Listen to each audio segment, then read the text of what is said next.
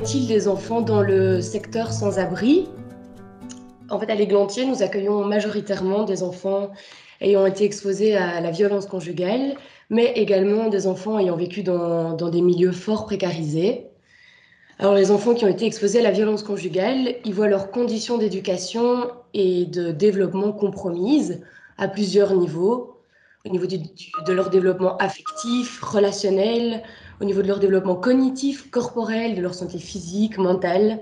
Ce sont généralement des enfants qui ont été sous-stimulés, qui ont des difficultés dans la gestion de leurs émotions. Et le contexte dans lequel ils ont grandi engendre parfois des conséquences psychologiques, voire psychotraumatiques chez l'enfant. Du côté des mamans, les violences conjugales, du coup, peuvent affecter fortement leur capacité à éduquer leurs enfants et les empêcher d'exercer leur rôle parental adéquatement, ou en tout cas comme elles le souhaitent. Du coup, elles peuvent être moins disponibles émotionnellement et adopter moins de conduites bienveillantes ou structurantes ou de soutien envers leur enfant. Par conséquent, la qualité de la relation mère-enfant peut dès lors être affectée. Alors à l'Églantier, il existe une équipe enfant composée d'une psychologue enfant et de 2 puéricultrices dont la mission est vraiment d'accompagner les enfants ainsi que les femmes dans leur rôle de maman. L'enfant est au cœur de notre intervention. Nous veillons à ses intérêts, ses besoins, son bien-être. Et notre accompagnement se fait via diverses interventions, telles que des entretiens individuels, des entretiens avec un tiers, des moments de jeu individuels, des moments de jeu en groupe. Mais notre intervention se situe aussi auprès des mères. Il s'agit vraiment de les soutenir et de les aider à reprendre confiance en leur capacité à remplir leur rôle de maman. On se rend compte que notre accompagnement ne se différencie pas tellement entre les enfants ayant été exposés à la violence conjugale et ceux venant d'un milieu fort précarisé, parce que de manière générale, nous revoyons avec la maman les besoins fondamentaux de l'enfant, le but étant vraiment de réinscrire l'enfant dans ses droits, son droit à la santé, son droit à la scolarité, à une alimentation saine, etc. Donc nous insistons vraiment sur les droits de l'enfant et accompagnons la maman pour qu'une fois qu'elle n'est plus chez nous, elle puisse vraiment être attentive aux besoins de son enfant.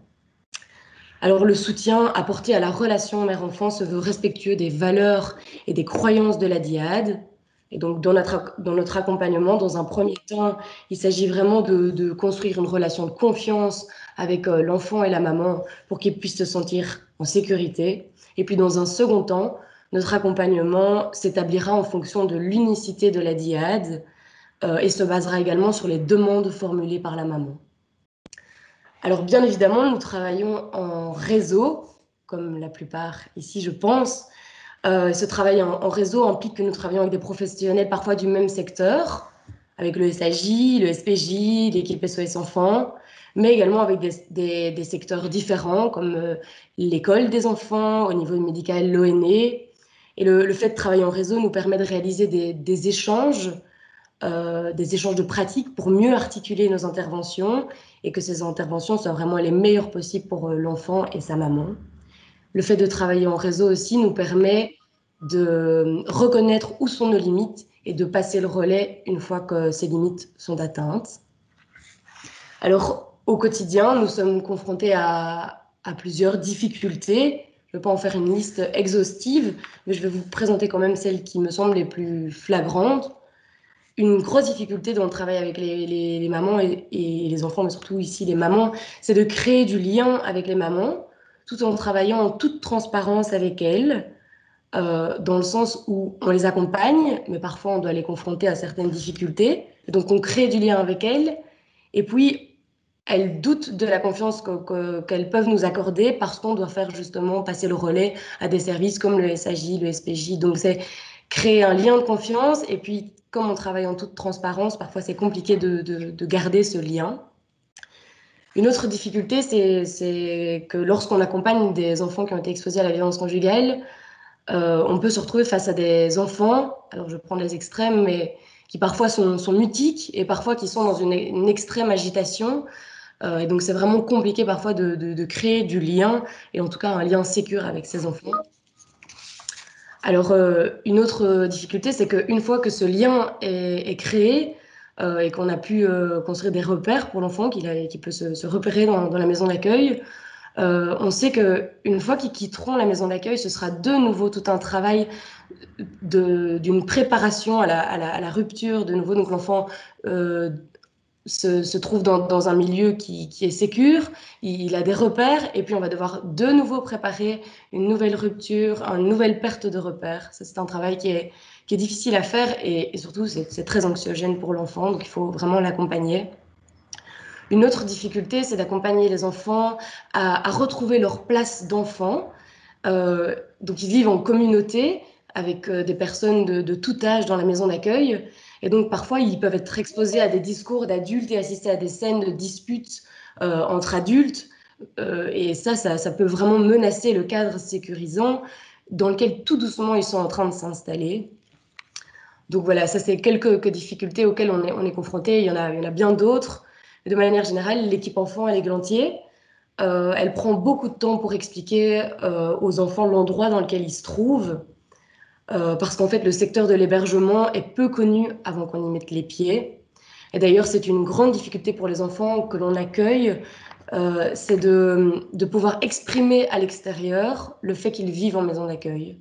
Donc, ça peut être douloureux pour eux, ben voilà, d'en parler à l'institutrice, aux camarades, à l'école. Et donc, on essaie vraiment de les accompagner au mieux dans cette difficulté qu'ils traversent. Alors évidemment, il y a aussi des points positifs qui nous donnent de la force et de l'énergie au quotidien pour accompagner ces dyades. Ce qui est important de savoir, c'est que les enfants, ils sont en constante interaction avec leur environnement. Ils s'influencent mutuellement et donc les enfants sont capables de réagir, de s'adapter et voire de traverser le trauma à l'exposition de la violence conjugale. Et les mamans, quant à elles, on constate que dans un environnement de vie sécurisé, stable, soutenant, elles peuvent vraiment mieux développer leurs compétences parentales dans l'intérêt de l'enfant. Alors, il importe vraiment donc de les soutenir pour qu'elles puissent vraiment exercer un style de parentalité en adéquation avec leur individualité, capable d'être structurante, chaleureuse et encourageante et disponible pour leur enfant.